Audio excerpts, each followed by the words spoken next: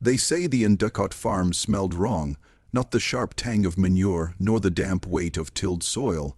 This was a smell that clawed into the nostrils, sour, sweet, metallic, something that lingered in clothes, in the hair, in the very marrow of anyone who walked too close.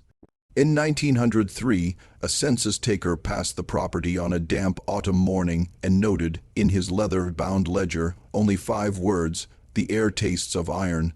He never completed his route. His disappearance was explained away as a drunkard's accident, a body supposedly lost in the river. But the locals in Franklin County, Massachusetts, whispered differently. They said the Endecotts had always been a strange family. They said the farm fed them in ways no one else dared to speak aloud. The soil was black, fertile, richer than the neighboring fields. Crops grew fast and thick while other farms starved. Cattle grew fat, though no one remembered seeing them sold or slaughtered. And then there were the children, ragged little ones who wandered into the woods near the farm and never came back. For generations, the Endecotts had cultivated not just crops, but something older, something darker, a hunger they believed was blessed by God himself. A hunger not for bread, but for flesh. The farmhouse itself stood like a wound on the landscape. Built in 1821 by Patriarch Silas Endecott, it rose 3 stories, its timbers darkened with age, its windows shrouded with heavy curtains even in the brightest summers. No one but the family ever entered. When travelers passed by, they often spoke of noises from within, low chants, the scrape of knives against wood, and, most disturbingly, laughter that sounded too many-voiced, as though a dozen throats all tried to mimic one. Inside, the walls were said to sweat in summer, dripping with a strange resin that smelled like rancid meat. The kitchen stove burned constantly, even in July, belching smoke that carried across the valley. And yet, no one saw deliveries of grain or meat. No one saw wagons carrying flour or salted pork. The Endecotts were self-sufficient, they claimed, entirely self-sufficient. But if you dared stand at the edge of their fields, if you lingered longer than you should, you would hear it. The wind carried it sometimes, then voices, crying out in a language half-formed, a sound that curdled the blood of every man, woman, and child who swore they'd heard it. The Endecotts traced their bloodline back to England, to a Puritan exile who fled in disgrace after whispers of heresy and hidden rites. In New England, they prospered quietly, always at the edges of towns, never quite part of the community, never trusted. Silas Endecott, the founder of the farm, was said to be a towering man with eyes that never blinked often enough, his hands calloused not only from plow and scythe, but from the butcher's blade. His wife Miriam kept mostly indoors, except when attending church, where she wore black veils even in youth, as though already in mourning. Their children, 7 in total, rarely mingled with others. When they did, their mouths twitched strangely, as though suppressing laughter at a joke only they knew. What bound the Endecotts most, however, was secrecy. The farm was not just a home, it was a fortress of silence. Neighbors claimed the family kept journals written in codes of symbols and slashes, unintelligible to outsiders. Ministers who visited never returned, or if they did, they refused to speak of what they had seen inside. One young preacher, trembling before his congregation, simply said, "What they call supper is not meant for God's blessing." He left the town soon after, his Bible abandoned in the pulpit. Between 1835 and 1890, Franklin County recorded more than 40 disappearances. Farmhands, vagrants, orphans, even a deputy sheriff. Each case was written off with excuses common for the time: runaways, drownings, accidents on the frontier roads. But the people who lived near the Endecotts whispered a different story. They said the missing had been drawn, like moths to a lantern, to the Endecott farm. One story in particular endured. In 1872, 3 boys dared each other to steal apples from the Endecotts' orchard. Only one returned. He was found 2 days later, mute, shivering, his mouth torn at the corners as though stretched by unseen hands. He never spoke again. The boy's parents sent him to an asylum, where he wasted away before reaching adulthood. When he died, the attending physician wrote, "The body is emaciated, but the stomach distended. When cut open, we discovered a mass of soil, hair, and splinters. He had been eating the earth itself." The records were quietly buried. The asylum staff paid in silence, but locals knew. The Endecotts did not simply farm the land, they harvested from it, and whatever they buried beneath their soil, it left its mark on the living. By the turn of the century, murmurs of suspicion began to grow louder. Yet, curiously, the law never intervened. Sheriffs avoided the Endecott property, claiming insufficient evidence or lack of jurisdiction. One deputy, Elias Moore, did attempt an investigation in 1899. He went alone, armed with a revolver, and swore to his wife he would pull back the curtain. He was never seen again. His horse returned 3 days later, riderless, with the saddle slick with a dark residue that smelled of iron. The sheriff at the time dismissed it as a robbery gone wrong, though no thief ever came forward. Years later, a letter from Moore's widow revealed something more chilling. She claimed her husband had found a ledger belonging to the Endecotts tucked into a church pew weeks before his disappearance. In it, he had scribbled only one note: "They speak of covenant, of the body made bread, but this bread bleeds." The ledger vanished after Moore's death. The case was closed, and the Endecotts continued their work, untouched, unchallenged. Records from Franklin County almshouses in the 1880s mention a curious arrangement. Every few months, the Endecotts would accept work wards or orphans deemed too unruly or burdensome for state care. On paper, the arrangement seemed charitable. The children would live on the farm, fed and clothed, in exchange for their labor. But none of those children were ever seen again. When questions arose, the county commissioners insisted the Endecotts were providing a valuable service, and cited paperwork confirming the children's placement. The ledgers listed names, dates of transfer, and even signatures. Yet when modern historians examined those same ledgers a century later, the ink told a different story.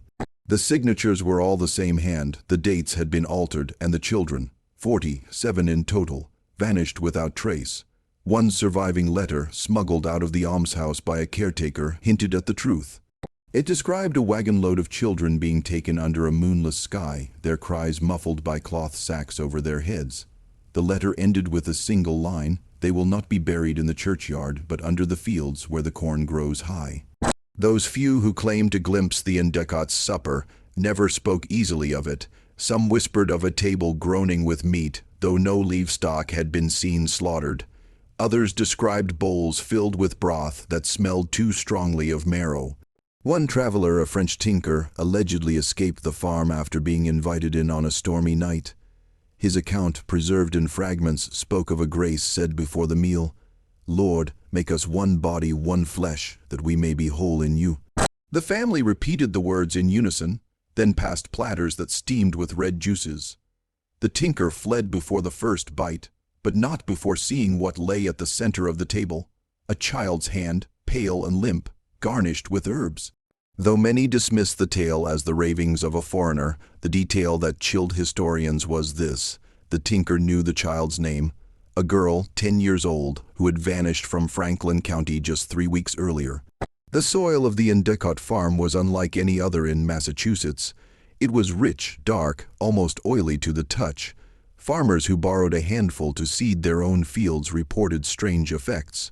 Crops grew twisted, roots swollen with veins that looked disturbingly like muscle. One farmer claimed his potatoes bled when cut. Another swore that his hogs, fed on corn grown from Endecott seed, turned savage, gnawing at each other until their pen was slick with blood. The County Agricultural Board dismissed the stories as superstition, but samples of soil taken in 1911 never reached the laboratory in Boston. The crates arrived, but when opened, they were empty, lined with a residue that reeked of iron. The Endecotts themselves said little of their soil. When pressed, Miriam Endecott once told a neighbor, "The land remembers, it feeds those who feed it." And she smiled, showing teeth worn strangely flat, as if ground down by years of chewing bone.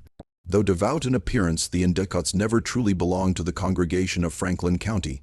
They attended services sporadically, always sitting at the back, always leaving before communion. Yet when famine struck in 1847, they donated wagon loads of food to the church: bread, salted meats, jars of pickled vegetables. The townsfolk ate eagerly, giving thanks for such generosity. But in the months that followed, sickness spread. Stomachs distended, tongues blackened, voices hoarse as though speaking in a strange tongue at night. The minister at the time, Reverend Ashford, confronted Silas Endecott. Parish records describe his words, "You have brought to this house the food of demons, not angels." A week later, Ashford was found hanged in the church bell tower, his mouth packed with soil. His death was ruled suicide. The congregation remained silent, and the Endecotts once again endured.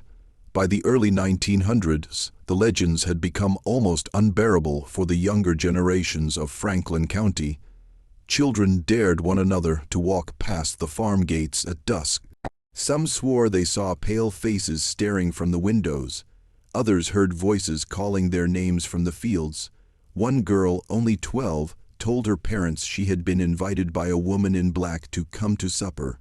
When asked what the woman looked like, the girl said, "Her face was mine, exactly mine." Fear spread, but so too did silence. Parents warned their children never to speak of the farm aloud. Teachers skipped over it in geography lessons. And when outsiders asked about the Endecotts, the townsfolk would simply shake their heads and say, "Best not to stir old dirt." But the truth is, the children knew they always knew. Because every autumn, when the smoke rose thickest from the Endecott chimneys, the wind carried faint sounds across the valley after clinking cutlery and the song voices of children who should have been dead. In 1914, a schoolteacher named Clara Whitmore discovered an abandoned trunk in the Franklin County Courthouse basement. Inside were documents tied to the Endecotts, ledgers, letters, receipts. Among them, one book stood out. Its cover was human skin, tanned and stitched with crude black thread. The pages were written in alternating English and some unknown script of slashes and spirals, but Clara deciphered enough. The entries spoke of harvests, and not of wheat or corn, but of the body-made seed. They described children by initials, weights, and the peculiar flavor of their flesh. The most chilling line was repeated throughout: "To eat is to remember is to endure." Clara tried to raise alarm, but the sheriff and local officials silenced her. Within weeks, she resigned her post and left Massachusetts entirely. She was last seen boarding a train to Chicago. When her trunk was later searched, the ledger was gone. Only a single scrap remained, tucked in the lining of her coat. "I know now what feeds the farm. I know why the corn grows so tall." The winter of 1918 was one of the harshest Franklin County had ever seen. Blizzards cut off roads, livestock froze in their pens, and pantries ran bare. Families starved, except for the Endecotts. Their farms smoked with constant fires, their windows glowed warm, and the smell, thick, savory, unholy, drifted into the valley. Neighbors spoke of it as torture, the scent of roasted meat when their own children wasted away to skin and bone. That winter, 5 families disappeared entirely. No graves, no survivors, only houses found abandoned with doors swinging in the wind. Whispers said they had gone to the Endecotts for food, and they had never returned. In the spring thaw, search parties combed the woods. In one grove, they found a pit filled with bones, hundreds of them, scattered and broken as though gnawed. Not cattle bones, not hog bones, human. The pit was quietly filled, the site marked with no stone. But the children of Franklin County gave it a name that survived for decades, the larder. By the 1920s, stories spread of drifters hired as farmhands by the Endecotts. Men desperate for work would wander into Franklin County, take up lodging on the farm, and vanish within weeks. A few escaped. One man, calling himself Joseph, stumbled into a tavern in Greenfield, raving about the Endecotts cellar. He claimed it stretched not beneath one house, but beneath the entire farm, with tunnels lined in bones. He swore he had seen hooks dangling from the ceiling, and slabs of meat that whispered when the lantern light struck them. The tavern patrons laughed him off, but Joseph's body was found the next day hanging from a tree outside town, his stomach slit open, stuffed with corn husks. His death was ruled a suicide. The coroner disagreed, but the sheriff closed the case. And the Endecotts remained untouchable. Scholars who have studied fragments of Endecott writings speak often of the covenant. It was no ordinary pact, but a theology of hunger. The Endecotts believed that flesh carried memory, that by consuming the body of another, one absorbed not only strength but soul. It twisted Christian communion into something monstrous. "This is my body broken for you," the scripture said. But for the Endecotts, the body was literal, the bread of life carved from bone and muscle. They called it the Old Covenant, older than Christ, older than Moses, a faith whispered from the soil itself. The land, they wrote, hungers with us and through us. In exchange for their offerings, the land gave bounty, health, and long life. Indeed, many Endecotts lived well into their 90s, their minds sharp even as their neighbors withered. But their eyes never seemed human. Witnesses said they were too dark, too deep, as though looking into them meant falling into a pit with no bottom. In 1926, the children of Franklin County gathered at the one-room schoolhouse for lessons. That morning a child arrived late. He was pale, his lips cracked, his stomach distended as though swollen with some heavy meal. When the teacher asked where he had been, he whispered, "Supper." He then began to vomit, not bile, not bread, but black earth clotted with worms. The children screamed. The boy convulsed and died before a doctor could be fetched. His body was buried quickly, but the teacher swore that during the funeral she saw Miriam Endecott watching from the woods, her mouth moving silently, as if reciting a prayer. The case was never investigated. The schoolhouse burned down the following year, cause unknown. By 1930, rumors of the Endecotts reached beyond Franklin County. The state sent inspectors under the guise of agricultural research. They visited the farm, took samples, and disappeared into the belly of the house for 2 days. When they emerged, they looked pale, shaken, unable to speak. Their official report declared the Endecott farm an exemplary model of self-sufficient agriculture. Months later, one inspector leapt from a Boston tenement window, his suicide note only 3 words, "The body remembers." The other inspector vanished entirely, no grave, no record, no mention. It was as though he had been erased. By the 1930s, the Endecotts began to fade from public life. Their farm remained active, but the family withdrew behind curtains, their presence only marked by smoke and the occasional sound of laughter drifting through the valley at night. The Great Depression ravaged Franklin County, yet the Endecotts thrived. Still, their bloodline grew thinner, births dwindled, deaths were never recorded. Neighbors whispered that the family had begun to eat its own, feeding off cousins and kin to preserve the covenant. Those who claimed to glimpse the family swore their features had grown blurred, indistinct, as though the act of consuming so many others had left them less human, more amalgam. Faces melted into one another, voices doubled, movements jerky as though guided by strings. The Endecotts, it seemed, were becoming something other than themselves. In 1941, a young journalist named Robert Gray arrived in Franklin County. He had heard the legends of the Endecotts and intended to expose them in print. He was last seen entering the farm with his camera and notebook. Weeks later, his belongings were found in a pawnshop in Boston. Among them was a single photograph, blurry, poorly lit, but unmistakable. It showed a long wooden table beneath a low ceiling, dozens of figures seated, their faces smeared and indistinct. At the center of the table lay what could only be described as a human torso, roasted and garnished with apples. The photograph was dismissed as forgery. Gray was never found, his article never published. In 1947, a fire consumed the Endecott farmhouse. Flames devoured the wood, the fields, the barns. The blaze burned for 3 days, visible for miles. Yet no bodies were ever recovered, no bones, no ashes identifiable as human. Only the soil remained, black, rich, slick with a residue that steamed even after the fire was cold. The townsfolk breathed easier, telling themselves the horror was ended. But in the decades since, crops still grow strangely tall in Franklin County. Children still vanish, and some nights the wind carries faint sounds. The clinking of cutlery, the scrape of knives, the laughter of too many voices. The Endecott farm is gone, its land divided, sold, and resold. But the legend lingers like a wound that never heals. Historians who dare to study the case find fragments, missing ledgers, censored reports, journals written in codes. But the deeper they dig, the more resistance they meet. Files vanish, letters are redacted, universities withdraw funding. It is as though some hidden hand still protects the Endecott name. And perhaps the most chilling truth is this: no one ever proved the family line died out. Records of births and marriages suggest descendants scattered quietly into neighboring towns, changing names, taking up ordinary lives. The Endecotts may be gone in name, but not in blood. Perhaps you've met one. Perhaps you've shaken their hand, eaten at their table, or passed them in the street.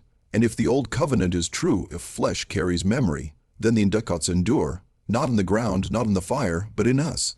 Waiting for the next supper,